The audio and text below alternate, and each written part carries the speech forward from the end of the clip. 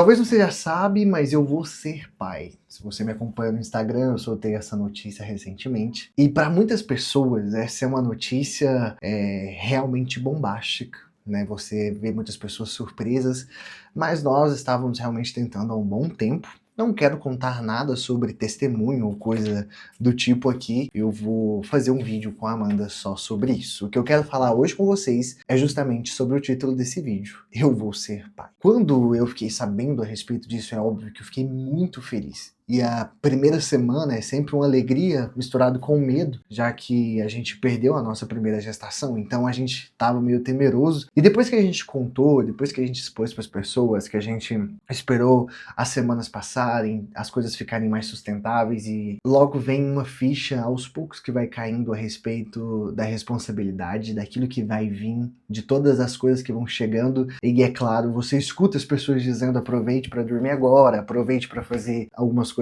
agora, porque depois você vai se dedicar. E algumas pessoas até num tom um pouco preocupante, mas eu digo que na verdade era bem isso que eu estava procurando. Eu sempre quis ser pai, sempre tive o desejo de ser pai, eu sempre busquei ser pai, aprender sobre isso, tanto que eu já lia sobre família, lia sobre paternidade muito antes de casar, porque eu queria estar pronto, eu queria saber, eu queria estar preparado para esse tipo de situação.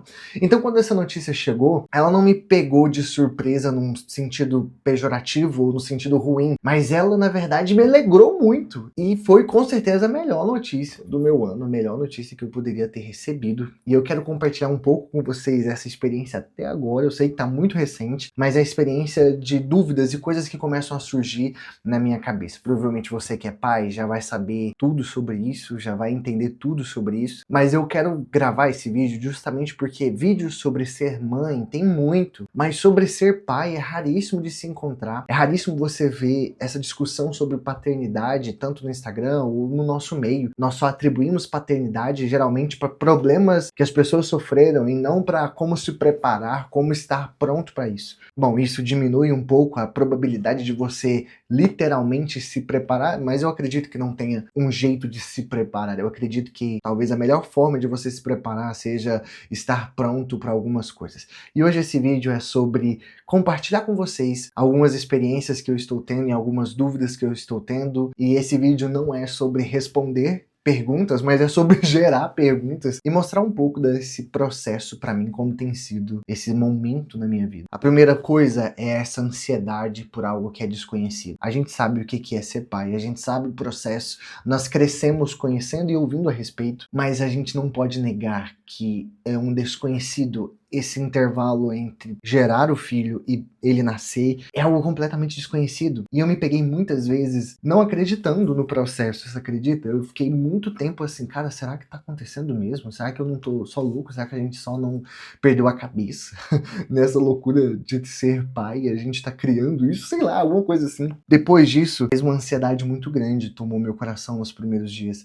Logo após eu saber da notícia, eu fiquei muito ansioso, porque eu queria ter o controle, eu quero ter o controle. Salmo diz que nós fomos feitos de maneira surpreendente, porque é isso, nós não vemos a coisa acontecer, nós só acompanhamos um processo que é externo, a maioria dele acontece interno, longe dos nossos olhos. E eu percebo o quanto isso revela talvez alguns pontos de vícios na minha vida, de querer ver o processo, de querer ver as coisas, a ansiedade de querer acompanhar mesmo, de querer saber tudo que tá acontecendo ali, mas eu não tenho esse acesso, sabe?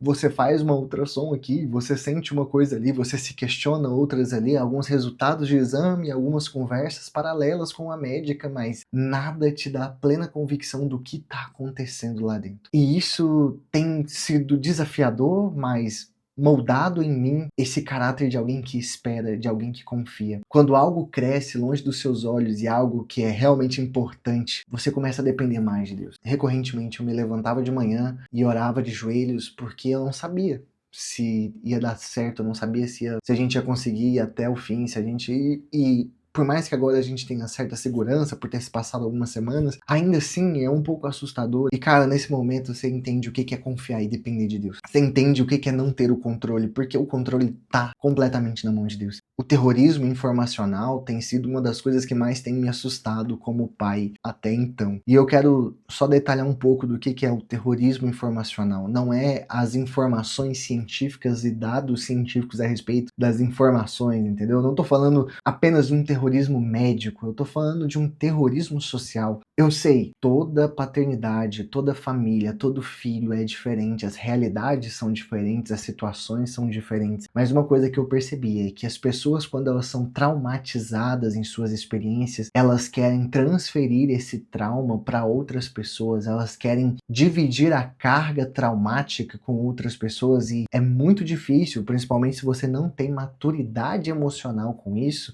de você ouvir certos pontos de vista que são completamente deturpados por uma experiência exclusiva. Tem gente que vira pra você e fala que vai ser a mil maravilha, que vai ser incrível, mas tem gente que não faz questão de dizer as coisas difíceis e de te assustar com essas coisas. Como eu tenho lidado com isso é saber ouvir e selecionar aquilo que desce pro meu coração. Martinho Lutero tinha uma frase que dizia que você não pode impedir que um pássaro passe pela sua cabeça, mas pode impedir que ele faça um ninho nela. Então o que eu tenho feito é justamente selecionado aquilo que é importante, dado ouvido de fato a quem realmente é relevante na minha vida nesse aspecto, dar ouvido de fato a quem realmente tem frutos e frutos que permaneçam e aprender com Deus tem sido uma experiência para mim. Aprender que a dependência em todos os aspectos nessa fase em Deus é o que vai me sustentar e talvez o que não vai me deixar louco. Para você que descobriu que vai ser pai ou para você que está nessa jornada, você deve saber o quanto esse terrorismo informacional é grande, coisas que você precisa fazer, que você precisa ter e no fundo parece que tudo que você quer é que alguém te diga tá tudo bem, você vai dar conta e que vai dar tudo certo. Graças a Deus, algumas pessoas dessas existem na minha vida. E se você tá aqui, desesperado talvez, eu tô aqui para te dizer, vai dar tudo certo. Você vai conseguir. Deus nunca te daria nada que você não fosse capaz de suportar. Então eu acredito que você vai dar conta, você vai ser um bom pai, você vai vencer. Outro ponto que eu tenho percebido é o bem que faz você ter paz, você ter crescido com pais. E eu sei que isso pode parecer até um pouco contraditório em relação ao terrorismo informacional que eu falei, mas ter pais no sentido pai e mãe que te criou na infância, ter pessoas que te criaram, que te deram um exemplo do que deve ser feito, e eu não tô querendo enquadrar apenas o pai que te gerou e a mãe que te formou, não. Tô falando do sentido paterno, de família. Ter essas pessoas é fundamental, é simplesmente fundamental. Eu não saberia como é tão importante se alegrar, compartilhar esse momento se eu não tivesse essas pessoas. E eu não saberia a alegria que é ser pai se eu não fosse o filho de alguém tão importante na minha vida. Ao longo da minha jornada em busca de querer ser pai, era quanto a nossa visão como homem muda, né? Eu escutei alguém falar, olha, quando você decide ser pai, você começa a ter medo da morte. Quando você decide ser pai, você entende um pouco mais do que Deus fez com Cristo na cruz. E hoje eu posso dizer também, quando eu me tornei pai, eu comecei a entender um pouco mais do que o meu pai passou por mim. Claro que a nossa realidade é extremamente diferente da dele, e quanto somos privilegiados por termos tantas coisas que ele nem sonhava em ter. Então sim, ter bons pais foi fundamental. Se você é um pai que tem um adolescente ou um jovem na família, saiba que é importante ele ter essa experiência com você, ou você se alegrar com ele nesse momento. É fundamental ter esse suporte. E se você não está tendo esse tipo de suporte, eu quero te encorajar a ser sincero de coração, a ser humilde o suficiente e a reconhecer que você precisa aprender com os erros e com os acertos de quem cuidou e criou de você. Nesse momento, nós temos a intenção de querer melhorar em tudo, melhorar o que nossos pais fizeram de errado, fazer melhor, e se nós ficarmos bitolados nisso, nós podemos criar filhos não por eles mesmos ou para Deus, nós criamos filhos para provar que somos melhores que nossos pais.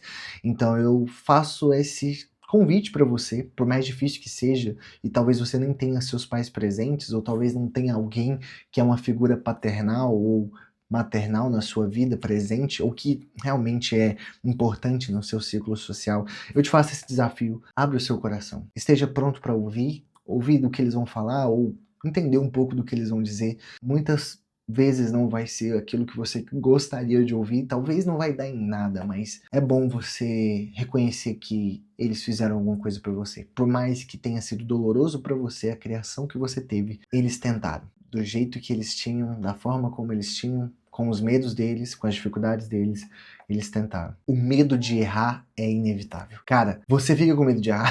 Você fica com medo de errar se você dá alguma coisa de comer para sua esposa que ela não deveria? Você fica com medo de errar na escolha do bolo do aniversário? Você fica com medo de errar? E essa fase é uma fase onde eu me tornei cientista nesse assunto, porque a minha maior defesa contra o desconhecido é tentar conhecer ele. Eu sei que não dá para fazer isso com tudo, mas é algo que eu tento veementemente concluir na minha cabeça, se eu não sei, eu preciso saber, eu preciso entender, eu preciso aprender. Claro que tem muita coisa que eu só vou aprender na prática, e talvez isso seja a coisa que mais me assusta. Entender que eu vou errar é a melhor coisa que eu aprendi nesse começo. Eu vou errar, eu vou falhar. É engraçado que nós, agora como pais, nós deixamos de olhar os filhos dos outros com essa ideia de eu faria isso, peraí, não, calma lá. Agora eu tô nessa mesma posição, as coisas mudam, o jogo vira, você começa a ter medo de criticar ou de pensar em coisas de outros filhos, porque o seu tá chegando e você tem que só entender que você vai errar. A minha ideia aqui é: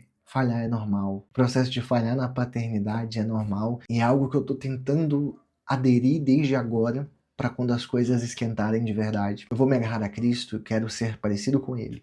E eu quero que isso me ajude na criação dos meus filhos. E já que eu preciso me agarrar a Cristo, eu percebo o quanto isso é uma missão espiritual. Desde quando nós descobrimos a respeito da gravidez, as coisas, principalmente espirituais, têm se tornado tão mais palpáveis, têm se tornado tão mais visuais. Parece que coisas que eram sentimentos e uma sensação, elas se tornam mais materiais, porque parece que está tão próximo. Algumas guerras são travadas, algumas tentações são registradas, as coisas começam a esquentar mais, além das provas que você passa espiritualmente. Eu percebo o quanto a sua conexão em relação a Deus fica mais forte, a sua conexão em relação ao que Ele planeja para você fica maior, o seu alvo e o seu propósito se tornam mais claros e mais objetivos. Eu percebo que a paternidade, ela amplia os seus sentidos, tanto naturais quanto espirituais. Ela abre a nossa mente para um processo novo e uma preparação de algo grande. O processo de gerar,